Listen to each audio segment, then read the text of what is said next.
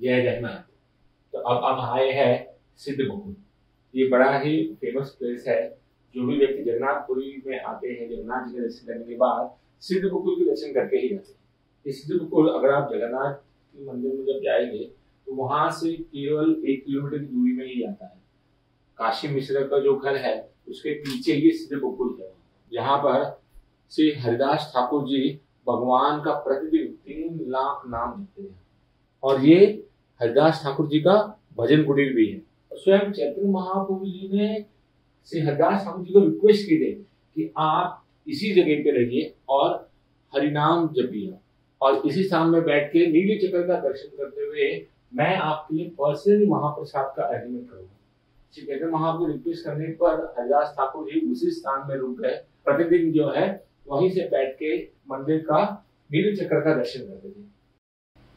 एक बार की बात है, जब चैतन्य महाप्रभु देखते हैं कि हरिदास ठाकुर जी जो कुटीर है उसके बाहर ही बैठ के भगवान का नाम जपते हैं और कड़ी धूप में भी बैठ के वो जपते हैं, तो वो क्या करते हैं, एक दिन जब जगन्नाथ जी के दर्शन के आते हैं तो एक पंडा जो है उनको जगन्नाथ जी का जो टूट स्टिक है, यानी जब सुबह सुबह भगवान जब ब्रश करते हैं तो वो एक बकुल का जो है एक स्टिक होता है, तो वो जो स्टिक है पांडा ने क्या किए, चैतन्य महाप्रभु जी थे, और वही स्टिक जब हरिदास ठाकुर जी मिलने आते हैं तो वो स्टिक जो है उस जमीन में वो लगा डाल देते, और वो कुछ समय में ही एक विशाल वृक्ष में कन्वर्ट हो जाता है।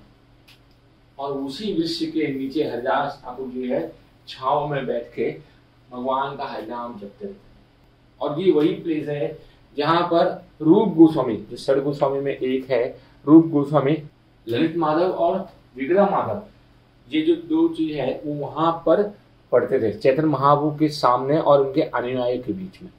और ये वही जगह है जहाँ पर सनातन गोस्वामी, जो षड गोस्वामी में भी प्रसिद्ध है, जब हरिदास ठाकुर जी वहां पर थे तो अपने कार्यकाल में सनातन गोस्वामी जब भ्रमण करते थे, जब जगन्नाथपुरी आते थे तो ये हरिदास ठाकुर जी के साथ ही वहीं रहते थे, उसी सिद्ध बकुल के यहाँ पर। और जब हरिदास ठाकुर जी ने अपना शरीर त्यागा था सिद्ध बकुल के यहाँ पर, स्वयं चैतन्य महाप्रभु नृत्य किए थे और सारे जो भक्तगण उसी जगह पे चैतन्य महाप्रभु के साथ जो है नृत्य किए थे। और एक बार है, ये जो वृक्ष है ये इतना मोटा था और विशाल था, तो एक बार जगन्नाथ जी के रथ के लिए लकड़ी चाहिए, तो प्रत्येक वर्ष जो है जगन्नाथ जी का नया नया रथ बनता है और उसके लिए लकड़ी की जरूरत पड़ती है।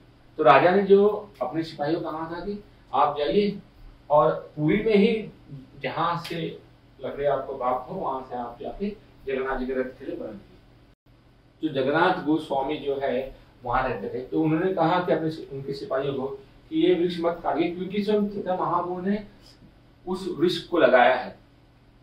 तो जगन्नाथ गोस्वामी के रिक्वेस्ट करने पर भी जो सिपाही है वो मानते नहीं है और कहते हैं कि हम कल ही आएंगे और इस विशाल वृक्ष को काट के जो लकड़ी है वो जगन्नाथ जी का जो पहिया और जगन्नाथ जी का जो रथ है उसमें हम इसको यूज करेंगे। और अगले दिन जब वो आते हैं तो चैतन्य महाप्रभु के पास है वो वृक्ष जो है खोखला होता है।